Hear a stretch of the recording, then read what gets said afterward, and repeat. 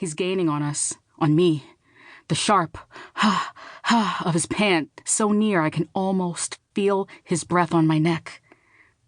Hurry up, girl! KeeKee looks back, caught between moving ahead and staying behind for me. She zigzags, and I follow. My foot splats into an overripe guava, and my flip-flop sole skids in the slick. I barely regain my balance in time to duck under a low branch in our way. Now he's almost beside me. My legs are on fire, and I can't push any harder. KeeKee reaches back, and her fingers graze mine. I hurl myself forward, and as we lock hands, she yanks me between tree trunks and over old leaves. I can't think, only push, as together our legs fly. KeeKee pushes a branch aside too fast for me to avoid, and it whacks me in the face. I feel an odd lightness as my glasses fly off, and the world blurs. We spill into the yard, and up ahead, the blue truck puffs exhaust as it idles under the hogplum tree. Faith and Eve are already in the back. Toons waves KeeKee and me in as we scramble up, just as the guy rounds the end of the path. "Let's go! Let's go!" Toons yells. The truck speeds away, like Pinder Street is longer than 8 houses on each side of the narrow road. At the intersection, the truck veers right and we bump into each other. Then it accelerates again, and the wind muffles all sound. The only things clear to me are the rise and fall of KeeKee's breath as we lean into each other and the tickle of Toons' leg as it grazes mine. Eventually, we drop to a steady cruise. Faith says, "That was close, boy." She keeps doing something with her hair, fiddling, pushing it back, and turning her head toward Toons. Eve hums low. Her soprano notes vibrate my insides. KeeKee leans closer and whispers, "What you think that was about? You heard anything about the beach?" Her forehead is furrowed with concern. I hesitate, wondering if there's a way to braid the truth that will soothe her. But she's already moved on to her next question. "Where are your glasses?"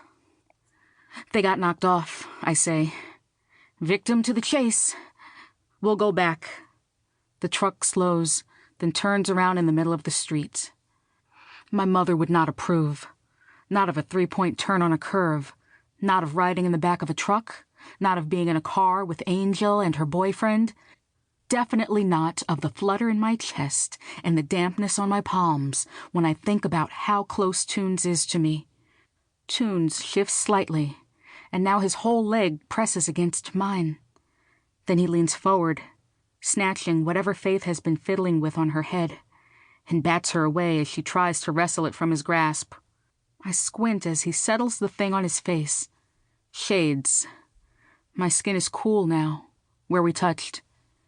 KeeKee elbows me gently, then lifts her chin, eyes on Faith and her brother. "What?" "Hey, Toons," KeeKee calls. "How's Paulette? Your girlfriend?" I can't make out their expressions, and before he can answer, we speed up again, and wind roars in our ears. We loop back onto Pinder Street, and Faith raps her knuckles on the glass to the truck's cab. Sammy stops the truck, and Faith climbs down easy, her legs slim and muscled in shorts I'd never be allowed to wear. Eve jumps out after her, and we glide to the end of the road. Angel leans out of the passenger window as we pull into the yard. "Y'all come out. We got a run to make." "Drop me off by the mall." Toons stretches out in the space vacated by Eve and Faith. KeeKee climbs out like a gecko, easy, sideways and lithe. Angel beckons KeeKee over to the passenger side window. As KeeKee leans in, she raises a shoulder to rub her cheek, and the motion makes me think of a heron preening itself, effortless and smooth. "Davinia!" My mother's voice rings out from across the yard. "You in trouble?" Toons sings out low. KeeKee looks over at me. We don't trade words. We don't need to. Her eyes tell me everything I already know. She's got me.